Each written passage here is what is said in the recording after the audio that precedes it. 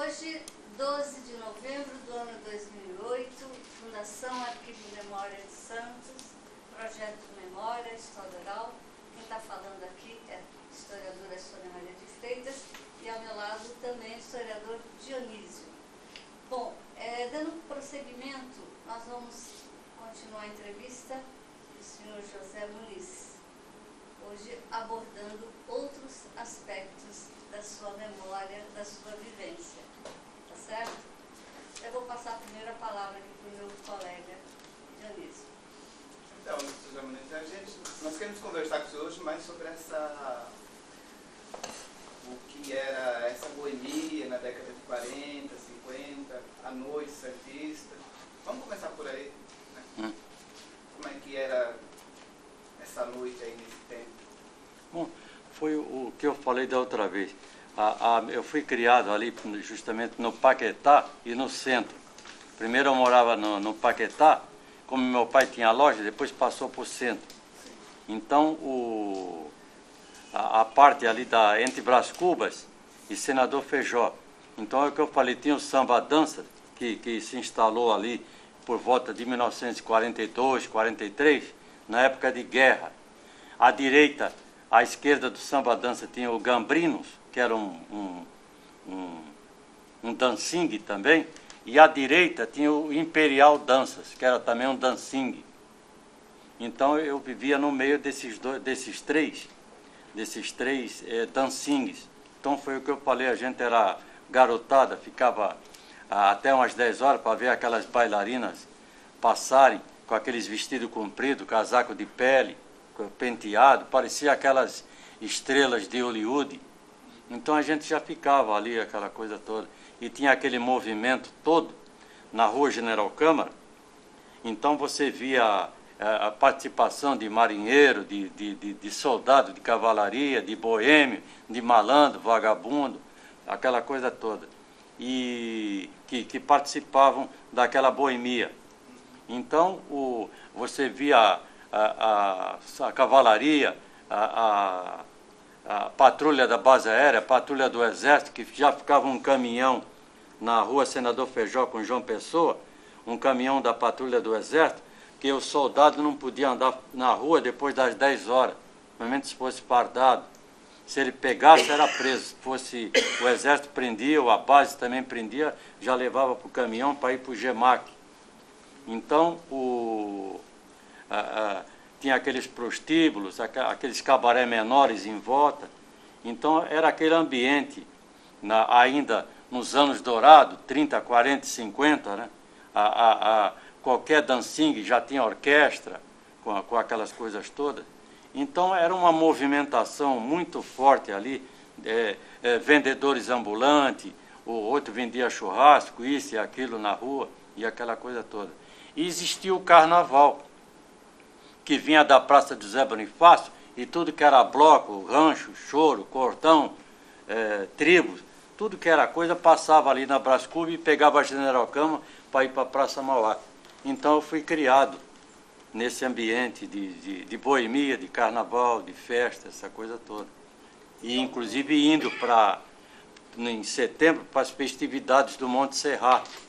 E também participando das procissões que vinha da catedral para a Igreja do Rosário, aquela coisa toda, que naquela época o pessoal era boêmio, era tudo, mas participava de todas as atividades religiosas da catedral, da Igreja do Carmo ou da Igreja do Rosário. Tem a procissão do encontro, de madrugada, aquela coisa toda, então todo mundo participava. Inclusive, quando terminava o carnaval, a quarta-feira de cinza à tarde, ia todo mundo para a Igreja do Carmo para colocar a cinza na testa, né? Para se redimir dos pecados e tal. Então, o clima daquela época era esse. Então, eu estudei antes da guerra na escola italiana, que fica onde é o sindicato dos estivadores hoje. A sociedade italiana era ali. E tinha a escola italiana. Então, todo o pessoal do bairro, a garotada do bairro, estudava na escola italiana. Aí, com a guerra, em 39, 40, o governo fechou todas as atividades da Itália, a Itália, a Alemanha e Japão. Então, fecharam a Sociedade Italiana, fecharam o Clube Germânia, que era alemão, que é onde ficou o quartel-general do Exército, ali na Conselheiro Neves, e o campo do Bugre, que depois se instalou o Exército também, e toda a atividade japonesa, que fecharam tudo e tal, e tomaram conta. Então existia aqueles vendedores ambulantes, aquelas japonesas com tabuleiro vendendo verdura descalça, vendendo verdura na rua, tinha as carrocinhas de leite, de pão, existiam as carroças pesadas, com aquelas barricas aqueles barris de chope, aquelas latas, aquelas engradados de cerveja, era tudo carroça, mesmo de ensacadores e tal. Então existia ainda aquele tempo ainda peguei que existia o lampião que apagava o gás às 6 horas da tarde, aliás, ligava às 6 da tarde e vinha o cara que passava, desligava o lampião de gás. Então, dali da escola italiana, quando fechou, devido à guerra, nós fomos para a escola do senhor, que era uma escola de freiras, ali na Campos Sales, com o conselheiro Neves. Quando explodiu o gasômetro, o prédio veio abaixo. Então ficamos ali. Aí que teve até o Congresso Eucarístico, na praia, em 1941. Aí nós fomos tudo para lá. E em 42, eu fui para o Colégio do Carmo, que era ali atrás da prefeitura, na Augusto Severo, que era dos frades carmelitas, que tomava conta. E dali a gente, todo domingo, procissão e tal, era na Igreja do Carmo. E depois daquela época, como meu pai era um próspero negociante, e ele tinha condições de pagar, então ele colocou a minha irmã no Colégio Coração de Maria, que era o Colégio Coração de Maria, Estela Mares e São José, e Liceu Feminino Santista, eram 4 colégios fortes para mulheres. E o colégio mais falado, que todo mundo falava, era o Colégio Santista. Então meu pai me tirou do Carmo e colocou fiquei no Carmo 42, 43, 44 meu pai me colocou, ainda tempo de guerra, no Colégio Santista. E lá que eu fiz a primeira comunhão com o padre Drummond, e a gente frequentava as missas, tudo que era obrigatório ali no Sagrado Coração de Jesus. Então eu peguei a minha infância e adolescência nesses colégios todos, e no Colégio Santista, inclusive, como era época de guerra, tinha um regimento escolar, o comandante era um tenente do Exército, tinha sargentos, instrutores, tudo. Então a gente vivia aquele clima de guerra. Existia o blackout na praia, o bonde tinha que passar apagado, com a cortina de lona arreada, os prédios não podiam acender a luz, então o bonde circulava apagado. Na praia tinham medo de torpedeamento de submarino, aquela coisa toda. E na Praça Mauá estava sempre aquela correria, soldado desfilando, então tinha aquele clima de patriotismo. A gente ajudava na campanha da borracha, a amontoar a borracha na Praça Mauá, que a gente era do Clube do Cavaleiro de Ferro, da Rádio Atlântica, que participava das matinés do Coliseu, tinha aquele seriado, Flash Gordon e Hércules, o Terror dos Espiões, e o Fantasma, e tinha aquele seriado, Tarzan, com o Herman Briggs, Novas Aventuras de Tarzan, tudo que era seriado e tal, passava no Coliseu, a gente participava. Então a gente era do Clube do Cavaleiro de Ferro e participava dessas passeatas cívicas. Era no Carnaval e depois durante aquelas passeatas cívicas do tempo de guerra e tal, que o pessoal tinha aquele respeito pela bandeira, a bandeira passava, o cara tirava o chapéu para a bandeira. Hoje em dia o cara põe a bandeira amarrada no pescoço. Então, o hasteamento da bandeira no colégio, até em prisões, os prisioneiros ficavam perfilados para o hasteamento da bandeira, porque ainda era a época da ditadura Vargas.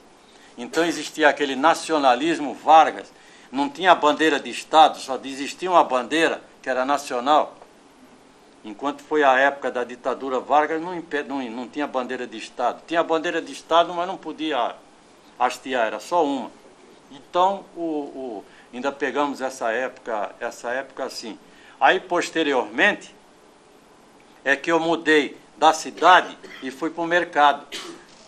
Aí que eu comecei a já participar de bloco também, chineses e tal, aquela coisa. E fui estudar na Escolástica Rosa, que eu já estava um pouco rebelde e tal, que eu queria ir para a Marinha e tal. Aí meu pai me colocou na Escolástica Rosa.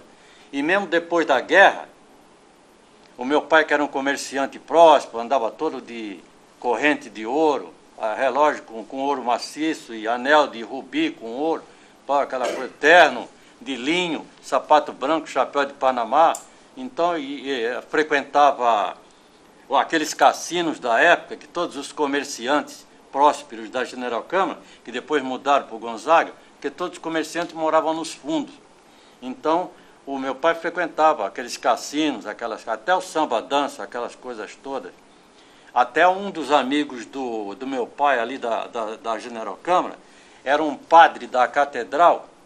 Meu pai não era católico, mas ele deixava a minha mãe levar a gente para a missa, batizar, crismar. Aí ele ia na igreja, né? Mas ele não era católico. Seu pai era o quê? Então, Seu pai era o quê?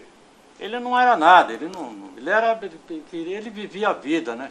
Então, agora ele deixava a minha mãe, como era católica, aí levava a gente para a igreja, batizava, crismava. Aí quando era para batismo, essas coisas, casamento, ele ia. Mas fora ele não Quantos ia. irmãos você tinha? Hein? Quantos irmãos você tinha? Eu tinha uma irmã mais velha e um irmão mais novo depois. Então, esse padre Lino era da catedral, entendeu?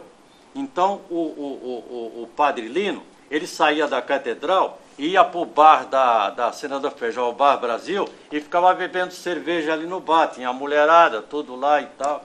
E o padre Lino tinha amante,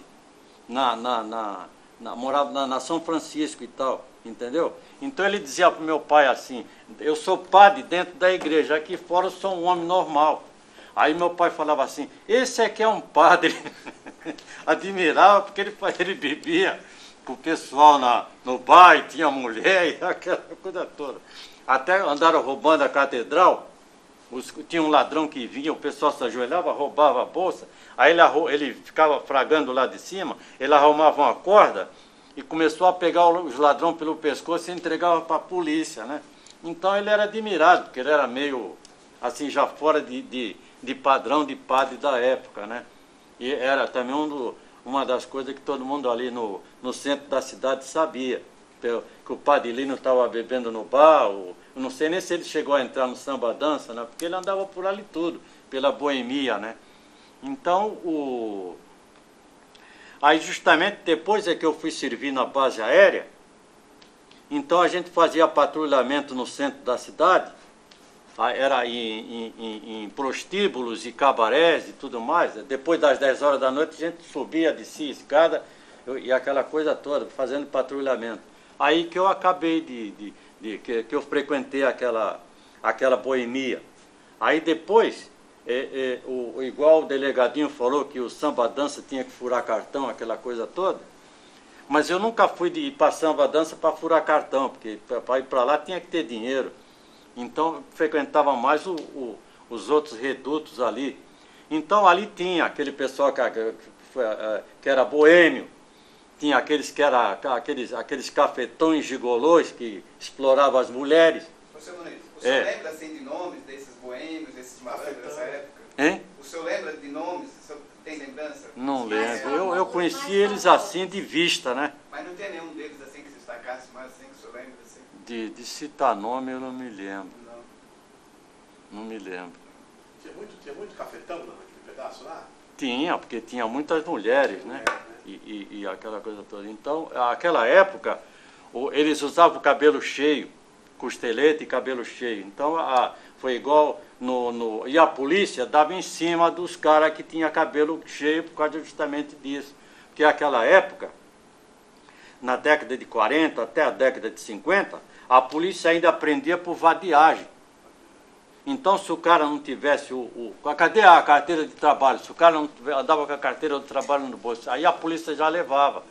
Aí o cara ficava preso, aí mandava avisar em casa, aí a família ia lá, Não, eu quero saber se ele trabalha. Aí mandava o patrão lá e o patrão falava, não, ele é trabalhador e tal. Ou a família levava a carteira e tal. Naquela época ele era preso por vadiagem, né? E pela cidade. Então, esses caras de cabelão muito grande eram muito visados pela polícia, né? Naquela época e tal. E existia também, porque tinha o Departamento de Ordem Política e Social, que estava muito em cima do negócio de política, e tinha o DDP, Departamento de Diversões Públicas, e tinha o Comissário de Menores, que, como ele falou, em escola de samba, o menor de 14 anos tinha que ter permissão no juizado de menor e tal, senão não saía. E o cara entrar na zona, tinha que ter 18 anos de idade, senão também não entrava. E em cabaré, esses dancinhos em cabaré, tinha que ter 21 anos de idade. Então eu já com 17, 18 anos, já tinha a cara de mais velho. Então eu já subia, tal, ninguém nunca me brecou. Até uma vez, eu com 19 anos, já entrava em cabaré que era 21. Entendeu? Tinha aquela coisa toda, aquela censura, né? Esse rigor com a idade valia para as mulheres também? Como? Essa exigência para entrar... Idade. Da idade para entrar na noite santista? Ah, para a mulher também, né? Porque menor não trabalhava. Qual era a idade mínima para entrar? Em cabaré e dancinga era 21. Para homem? Para homem. E para mulher? Para mulher devia ser a mesma coisa. Porque naquela época a vigilância era severa, né? Do Departamento de Diversões Públicas, como tinha a ordem política e social, negócio de política, negócio de comunista e tal, naquela época era muito visado. Até a Escola de Samba Vitória participou de um concurso que era na Praça José Bonifácio, e a DOPS deu em cima porque disseram que os patrocinadores eram comunistas e tal. Aí falaram para o X9 não ir.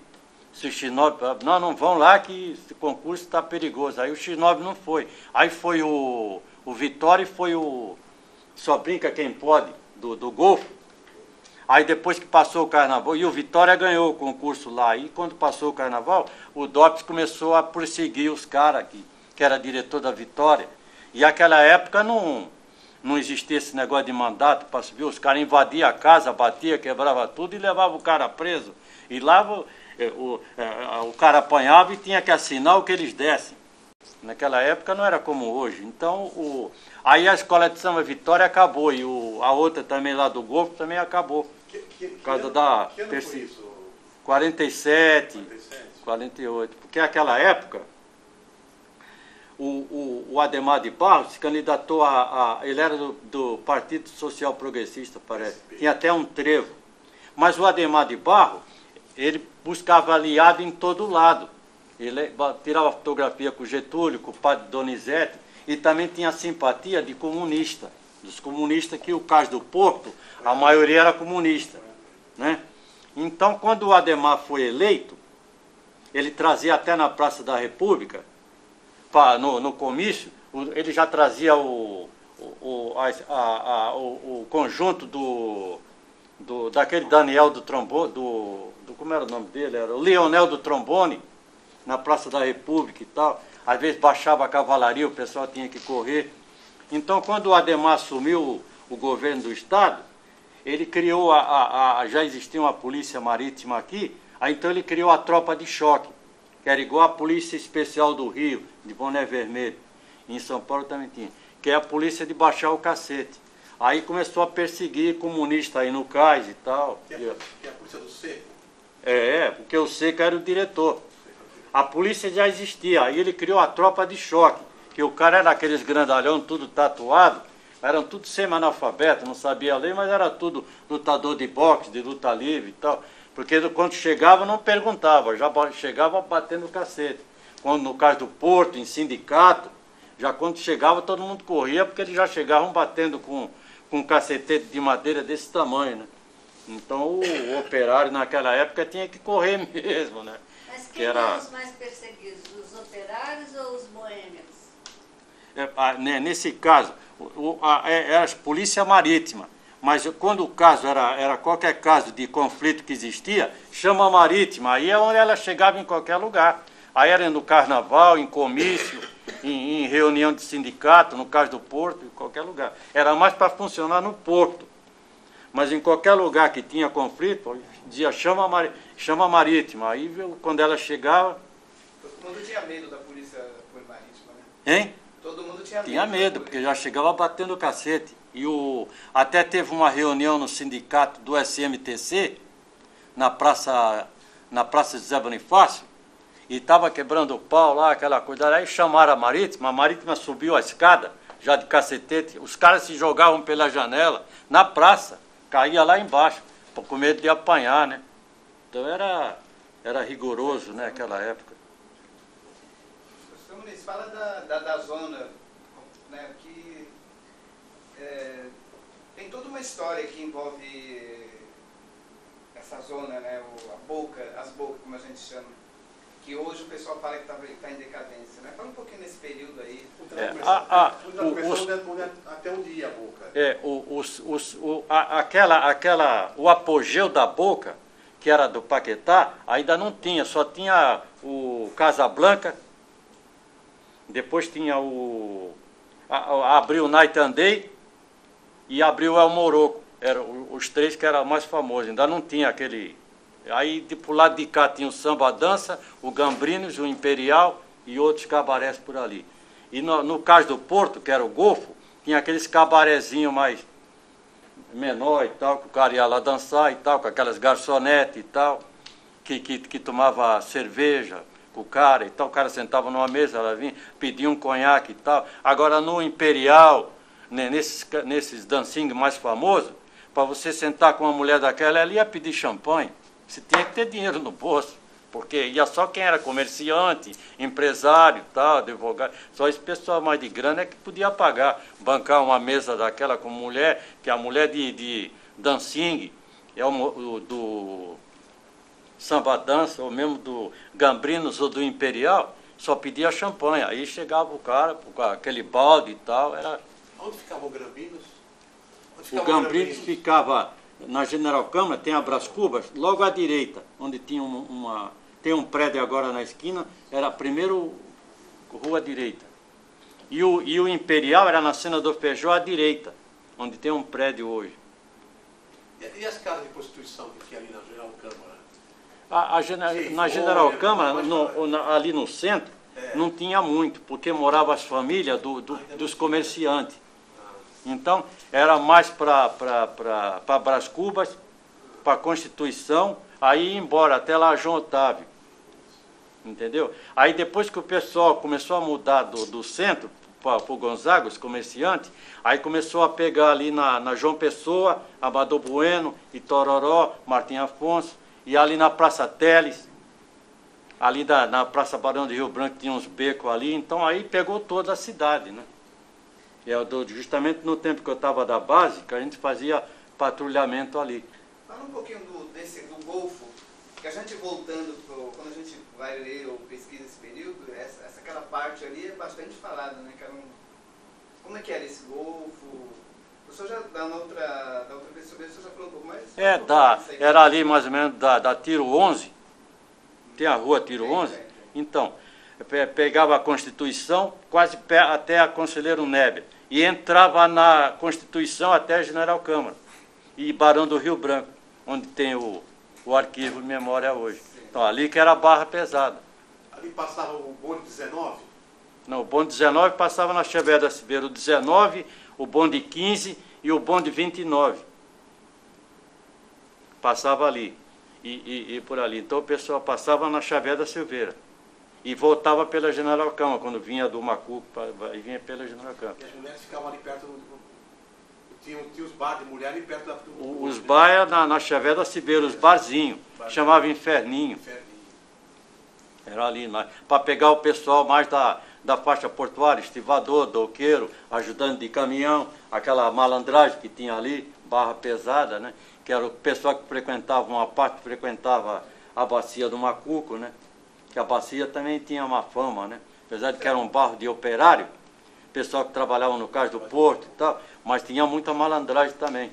no capinzal, jogo de dado, baralho e tal. Então, fala um pouquinho mais disso aí também, seu Muniz, essa relação, porque hoje, quando a gente fala de operário, por exemplo, de portuários, de operário portuário, de malandragem, o pessoal associa diretamente com o bairro do Macuco, né? Então, fala um pouquinho disso, essa associação, por quê dessa associação? O delegado foi criado ali, né? Naquele reduto da bacia do Macuco. Então se juntava tanto o cara que trabalhava, como tinha o lugar que frequentava a malandragem, que vivia de dado, de jogo, essa coisa toda, né?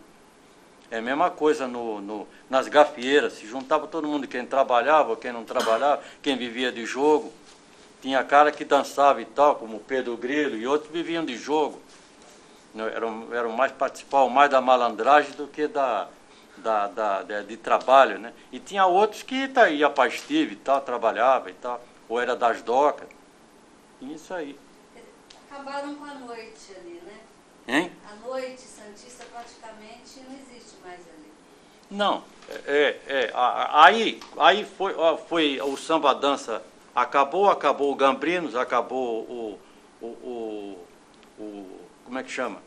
O Gambrinos, o samba dança e o Imperial, que eram aquelas mulheres elegantes, chiques, da década de 30, 40, 50, que era a chamada época de ouro, né? Que chamava anos dourados. Então, aí a partir de 60, que já veio aquela mudança, negócio de rock, pá, essa coisa toda, já houve uma certa mudança. Aí acabou o samba dança, tudo isso aí. Aí começou o pessoal a surgir aqueles bares todos nas bocas mesmo, na General Cama e tal. Aí que aquilo ali cresceu. Ali cresce. E antes só tinha 3 famosos. Era o Casablanca, que era o mais antigo, o El Monroco e o Naitandei. Aí que a partir de 60, aí todo foi aquela enxurrada para lá. Então, fala dessa época lá. Fala dessa época, das bocas nessa época, de 60 então, a 80. Essa parte aí, o delegado pegou e o meu irmão, que era mais novo, pegou. Eu já não era muito de ir para aí. Eu ia muito ali. Tivone, como é que é aquela... Qual era daquela da década de 70, 80, que tinha ali aqueles bordel lá? Ali era Ivone, tinha o 111, tinha a dona... como é o nome dele? Lá da Mexega, que era a Tereza, a casa da Tereza. Então, e tinha o 412 também. Era tudo 412, isso é. Ali naquela rua tinha essas casas de prostituição. Aí já tinha. Vai falar como e na João Otávio também tinha aquelas casas, aquele sobrado, aquela coisa toda. E um ponto também que se concentrava muito estivador, doqueiro, trabalhador, era na João Guerra. O pessoal ia para ali, aquela ruazinha ali, só tinha cabaré ali. Então o cara ia para ali beber, mulher e tal. Então passava ali, era aquele movimento, né? De noite. O Herverso frequentava muito ali e tal. Os dois bairros disputavam. Tinha muito bar ali. Mas a prostituição ainda continua ali naquela região, né, São Luís? Se continua? Continua. Mas não tanto como naquela época antiga, né? Porque aquela época antiga era General Camba, João Pessoa, Amador Bueno, Itororó, Martim Afonso, na Praça da República, na Praça Teles, na Constituição. Então, na Xavier da Silveira, lá no Paquetá, era muito mais do que agora, né? Não, diminuiu, mas ela ainda é presente nessa região, né? É presente, mas não tem aquele movimento, né? Que tinha aquela época, né? A cidade à noite era movimentada, né? Hoje em dia já é meio perigoso também, né? Naquela época o cara andava da Brás Cubas até o Paquetá, lá na João Otávio, e voltava a pé e não acontecia nada, né? Agora tem gogozeiro. Era movimento. Agora tem gogozeiro agora. Hein? Gogozeiro. Tem o quê? Gogozeiro. Muita coisa.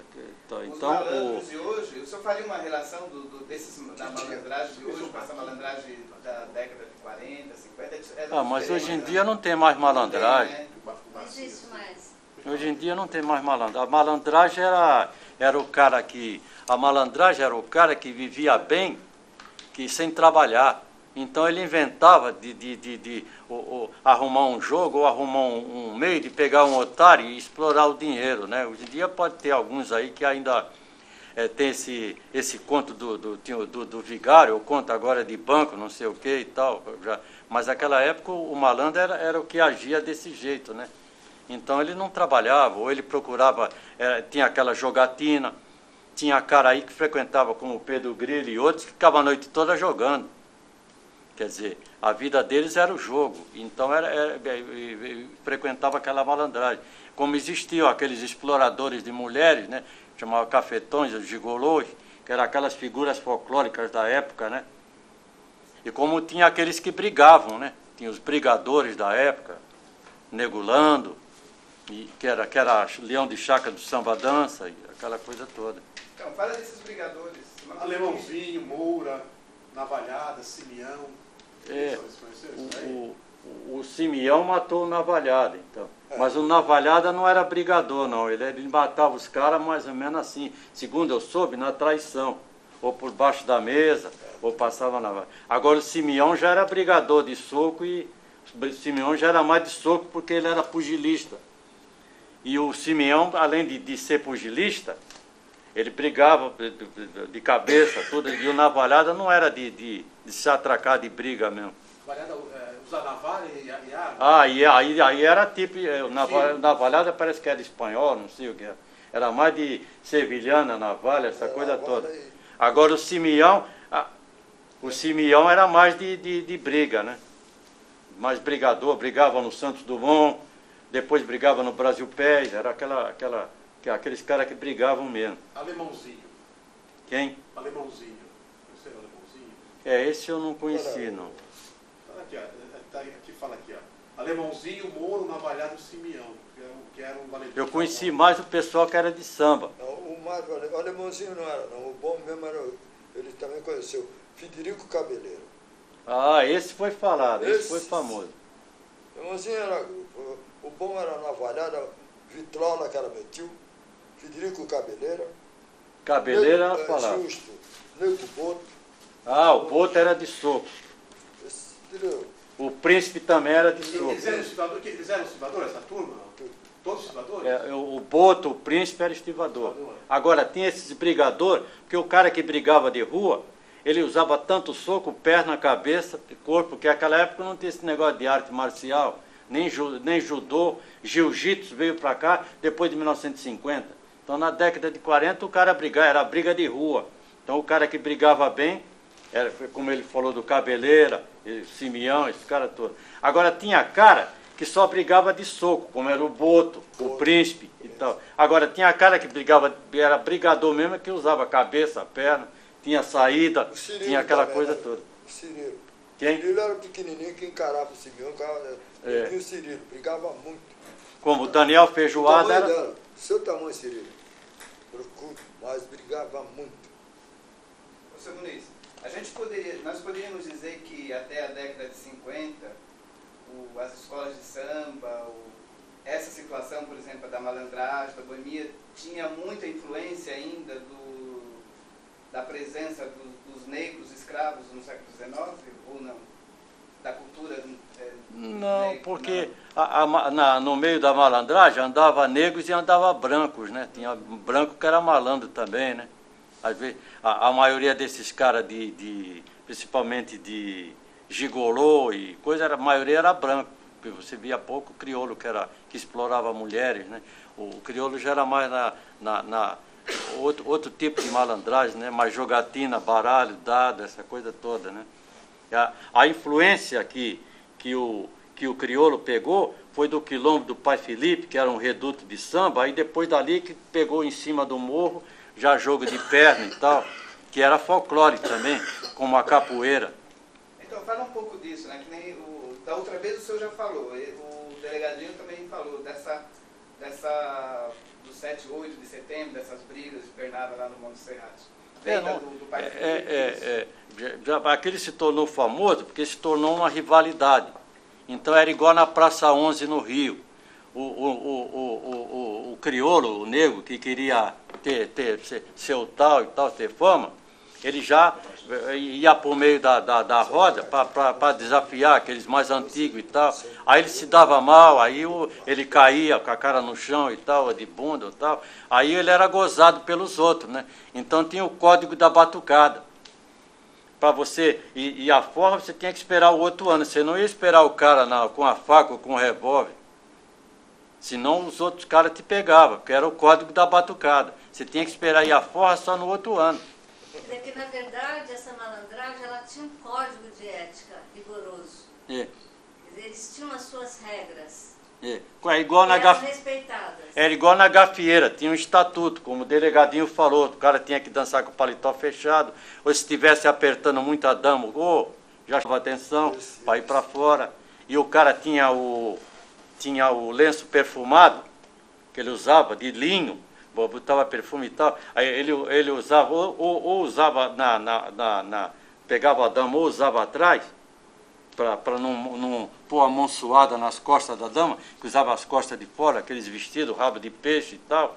Aí depois que ele terminava de dançar, ele pegava o lenço perfumado, dava para a dama, aí ela se enxugava e te devolvia o lenço, aí você punha no bolso. Era tudo aquela gentileza, aquele cavalheirismo. Havia regras que eram respeitadas. Respeitada. E o pessoal que frequentava a gafieira, essa coisa toda, era tudo pessoal rude, porque a gafieira já era para o pessoal pobre, para o pessoal mais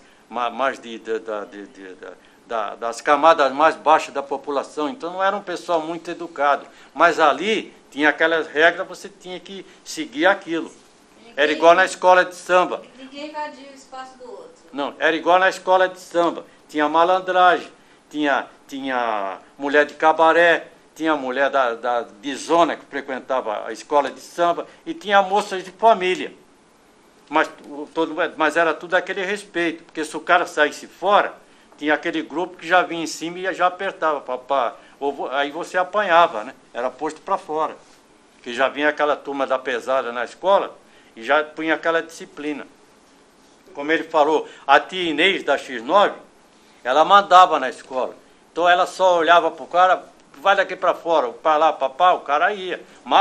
Eu vi marginal, baixar a cabeça, pois não, madrinha, tá, aí saía. Ou se o cara estava com a marihuana por ali, ela chegava, eu não quero isso aqui, vai para lá para a esquina e tal. Ah, pois não, madrinha, tá, aí o cara ia embora, e era marginal, eu respeitava. Como tinha a tia Isaurinha na Brasil, também mandava, dava tapa e tal, batia nas pastoras, aquela coisa toda. Como teve o próprio Drauzio no Império, né? Criou o Império, ele era mandatário. Como em São Paulo, na Lava Peste, tinha a madrinha Eunice, que mandava. No Cordão Camisa Verde tinha o Inocêncio Mulata e o Neném de Vila Matilde, eram tudo donos de escola, que chamava aquela época. Então tinha aquela disciplina. Eles já tinham aquele grupo por exemplo, o Simeão, que era brigador, era do grupo, saía no X9, tinha o chateiro, tinha aquele grupo todo, qualquer quebra-pau eles já entravam. Você falou que na escola de samba Brasil... Que um andava no meio, outro andava atrás, como é que era? Não, na X9, alguns valentão era o diretor. Isso. E o Simeão andou saindo algumas vezes lá, as sobrinhas do Simeão, do Casqueiro, saía de rainha. O irmão Xavier. Então, tinha o Xavier, tinha aqueles caras todos que já saíam na diretoria, o chateiro, aquela turma toda. E tinha o Simeão. E na escola de samba Brasil, muitos ficavam na retaguarda, o Nego Príncipe, o Tião, aquela turma do Golfo e da Bacia do Macu, ficava atrás da Brasil. E o Drauzio, quando surgiu, já levava aquele pirolão, aqueles caras já iam na frente. Palito. Já vinha na frente, cicatriz, né? Já vinha na frente da escola.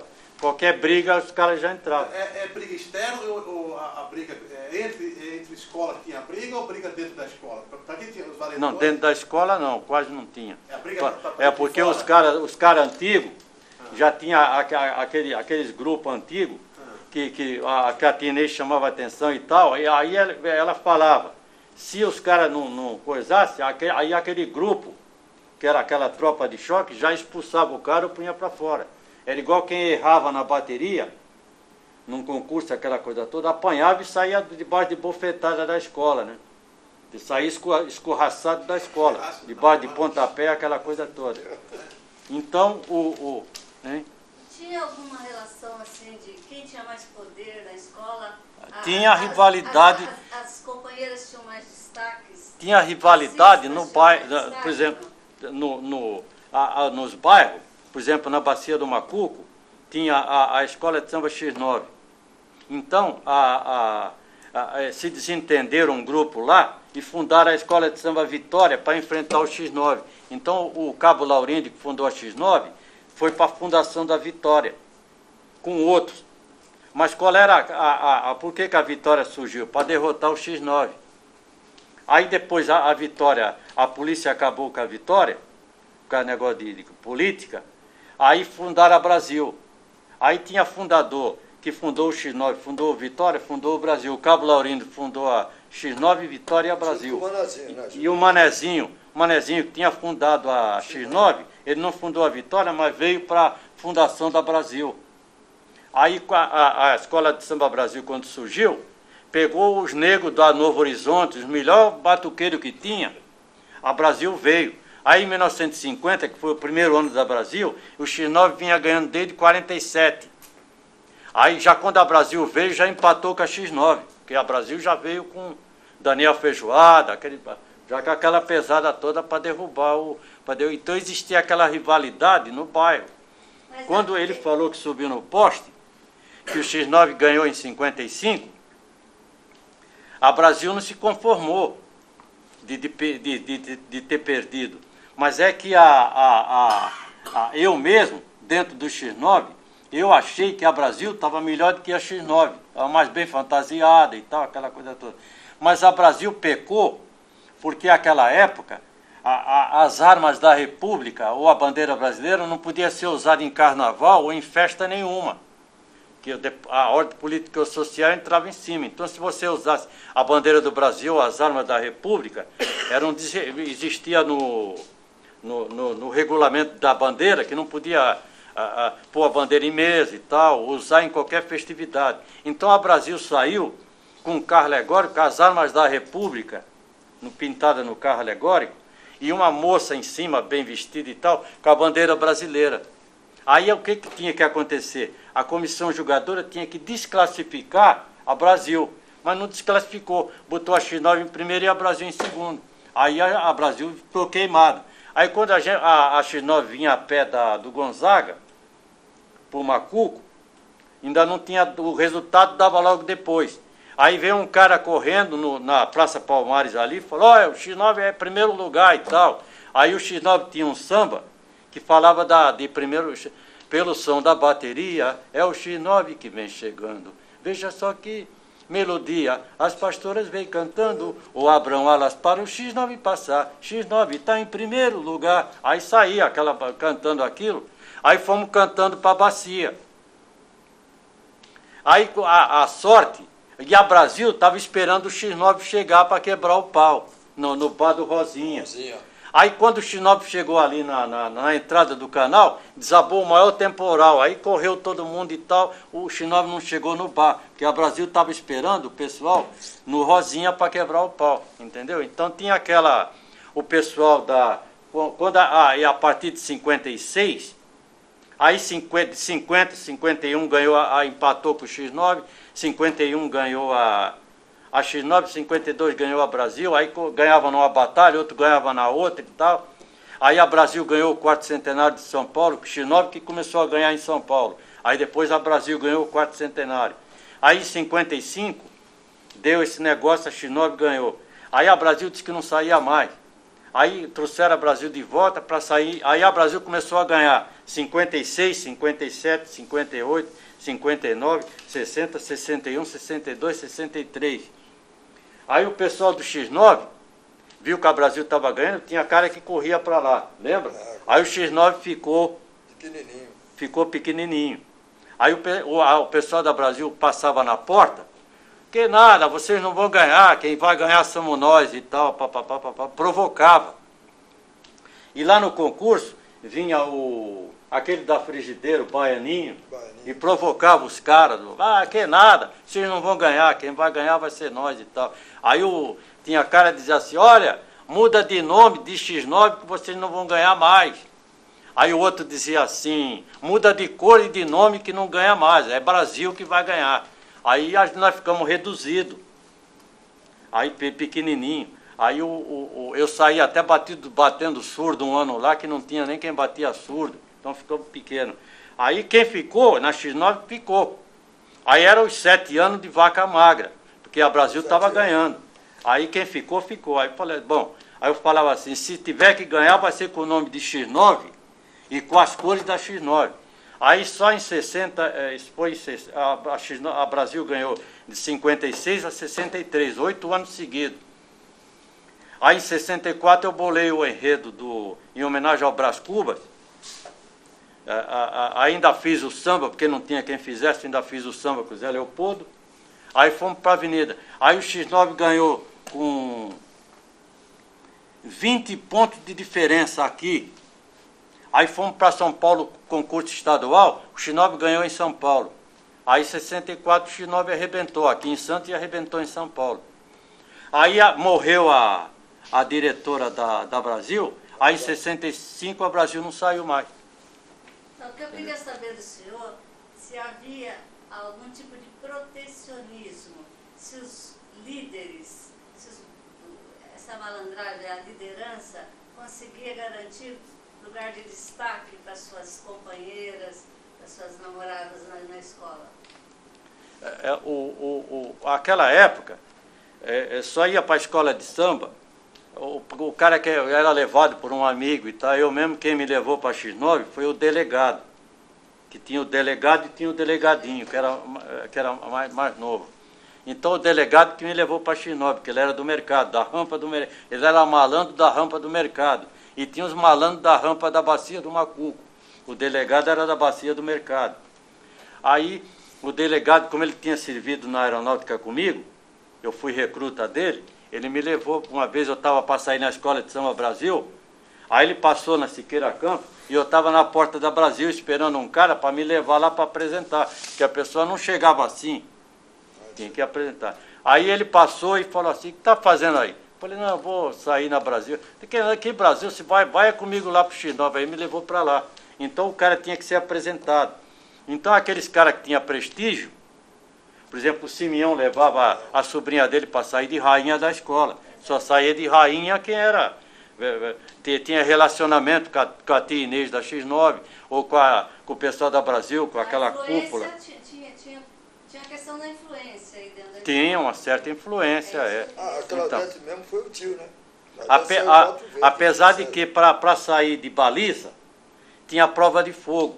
Só saía quem era bom. E para sair de passista, depois também tinha prova de fogo. E para sair na bateria, tinha prova de fogo. Aí tinha que passar pelo mestre de bateria, né? E para ser porta-bandeira?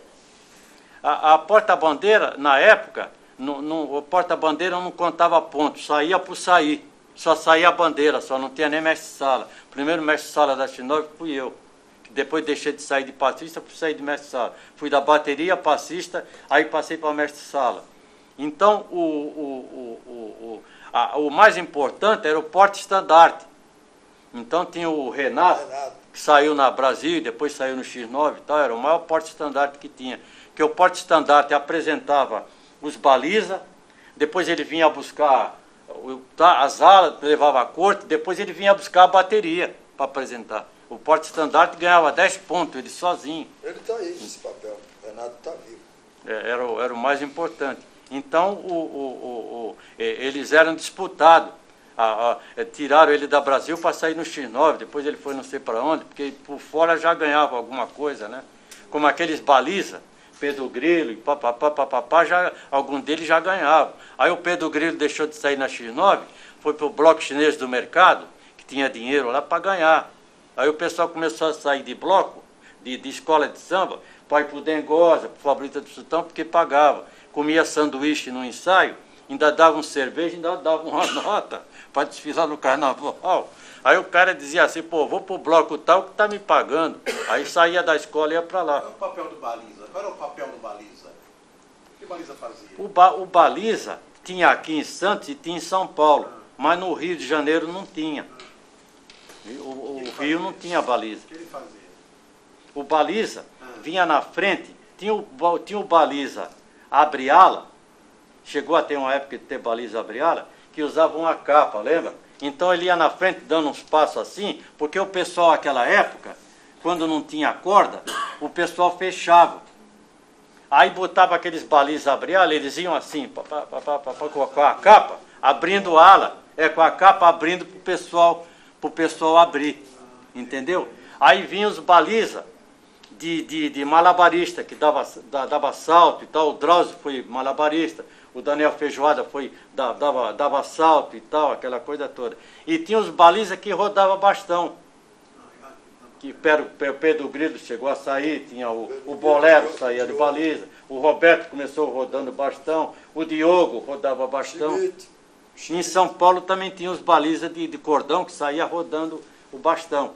Então isso aí era o folclórico, porque eles faziam o bastão de cabo de vassoura e lixava, depois pintava, cada um tinha um tipo de pintura no bastão, entendeu? Então era folclórico. Quando o X9 ou Vitória virava na General Câmara, os Baliza jogavam a baliza lá por cima do meio-fio e pegavam nas costas, faziam aquele malabarismo, entendeu como é que é?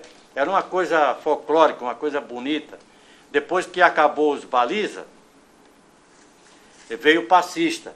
E depois acabaram as pastoras também, que o samba, as pastoras cantavam a primeira parte e o cantor só fazia a segunda. Aí depois em escola de samba acabaram as pastoras, né? Como acabaram os Baliza. Tinha ala das baianas aqui no X9? Não tinha. As baianas saía avulsa. Saíam quase que no meio da escola, saía uma, duas, tal, com uma baiana, saía a Dora, lembra a Dora na X9? A Dora, saía aquela que era que era a mulher do Santos, aquela lá era a baiana. A baiana, então, saía de baiana e tal, então elas saíam avulsas, porque elas saíam mais dançando com as cadeiras e tal, como saía em São Paulo. Aí na década de 50, começou a aparecer aqueles filmes mexicanos, e já na década de 40 em Cassino, tinha aquela rumbeira Cuquita Carballo, que dançava muita conga, rumba de Cuba, né, aqueles ritmos cubanos. Aí quando foi em 1950, passava aqueles filmes mexicanos, e aparecia duas rumbeiras famosas, que era a Ninon Sevilla, o Furacão de Cuba, e a Maria Antonieta Ponte. Aí as mulheres viam aquelas rumbeiras e tal, e começou a sair rumbeira em escola de samba. Aí de 50 e pouco para cá, eu falei, não, negócio de rumbeira do samba não tem nada com rumba. Aí eu acabei com as rumbeiras. Aí elas me olhavam de rabo de olho, eu não gostava de mim, porque eu acabei com rumbeira em escola de samba. Aqui não é Cuba, aqui é Brasil, aqui tem que sair a baiana. Aí eu dei mais força para as baianas, e aí as rumbeiras acabou, mas em São Paulo também saía. Uma época que saía muita rumbeira. Aí as baianas começaram a aparecer ala, depois de 70 para cá, que começou a formar ala de baiana. Seu Muniz, você já fez vários sambas, enredo, né, para a escola? Fiz também. Você podia cantar para mim o que o senhor mais gosta? O meu caso foi o seguinte. Eu dentro da X9... De chapéu.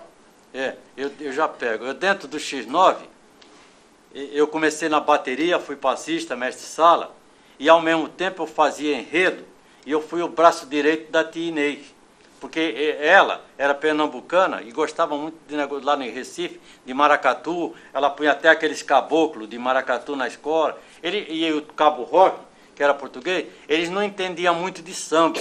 Aí eu dizia, mas a escola de samba não é assim, como eu acabei, porque eu via no Rio como é que era e tal. Eu comecei a montar, eu comecei a fazer enredo e essa coisa toda. Aí depois veio o samba enredo. Começou a ter que fazer samba enredo, né?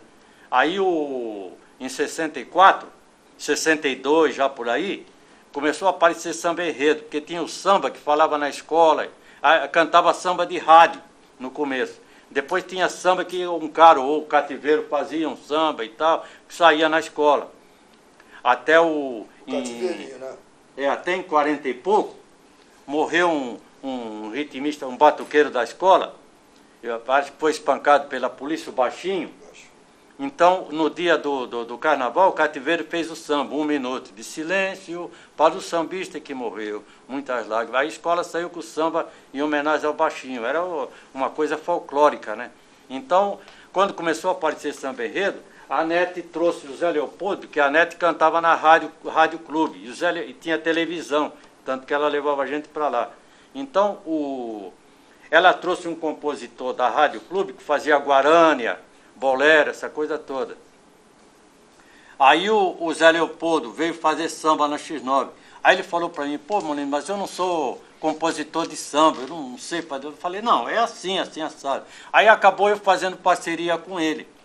E depois eu acabei fazendo samba sozinho. Mas eu fui ser compositor junto com ele, porque não tinha quem fizesse. Então eu era compositor, a mesma coisa. Não tem quem bata surdo, eu vou bater surdo. Não tem mestre sala, você. Então eu fui uma opção de coisas dentro da escola. E acabei sendo compositor da escola. Então vamos fechar essa entrevista com o senhor cantando uma das suas composições. Em 1968, eu já tinha feito o Brás Cubas com o Zé Leopoldo, depois tinha feito o Exaltação ao Rio de Janeiro em 65, foi um grande samba, 66 Heróis de Vila Rica, 67 A História da Rosa de Ouro, e 68 eu botei o Patriarca da Independência, José Bonifácio de Andrade Silva. Então, eu naquela época tinha um compositor de São Paulo que gostava do X9, que tinha o sambista Germano Matias, que chegou a sair no X9 também, que eu trouxe para o X9, e tinha o Jorge Costa, que fazia samba em São Paulo, Moça Banca da Favela e tal, fazia muito samba lá. E aquele Quem Perdeu no Violão, de estimação e tal, o Jorge Costa. Aí o Jorge Costa estava se apresentando num bar aí e tal, aí eu já tinha feito um samba em enredo. Aí eu fui lá e falei com ele, tá bom, Jorge, fiz esse samba aqui pro X9 e tal. Ele olhou e tal, no intervalo lá. Ele, não, põe isso aqui, modifica isso e tal. Agora tá bom e tal. Aí eu falei para ele assim, não, então eu vou pôr aqui J. Muniz Júnior e Jorge Costa. Ele falou, não, você vai ser parceiro, você mexeu no samba, ajeitou o samba, aí nós fizemos, porque aquela época ainda era cadenciado. E o samba tinha que falar de história do Brasil, né? Aí, como eu tinha posto Brás Cubas, que tinha ganhado, eu botei homenageando o Patriarca. Aí o samba dizia mais ou menos assim, essa maravilha que é Santos deu ao Brasil, homens de valor que se consagraram com muito louvor. José Bonifácio de Andrade Silva, grande estadista, sábio e cientista, se destacou de soberba maneira pela emancipação brasileira, o patriarca da nossa independência, conselheiro de Dom Pedro I, veio a ser ministro do reino e dos negócios estrangeiros. Quando o primeiro monarca renunciou ao trono imperial, abdicou em favor do menino imperador.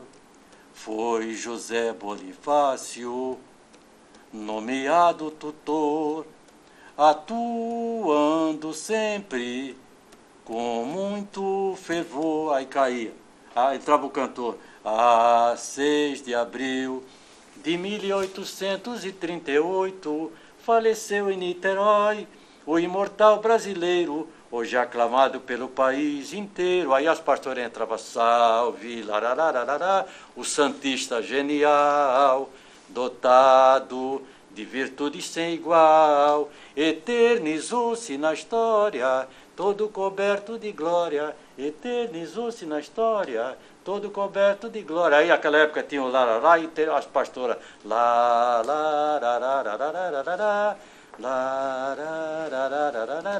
aí, boa. É diferente dos samba-enredo que fazem agora, né? Em nome da Fundação Arquivo Memória de Santos, pois não. em nome da Unimonte, gostaria de agradecer mais uma vez pela sua presença, Tá. por vir aqui Obrigado. colaborar conosco. Muito obrigada. Parabéns. Eu é que agradeço. Nós que agradecemos.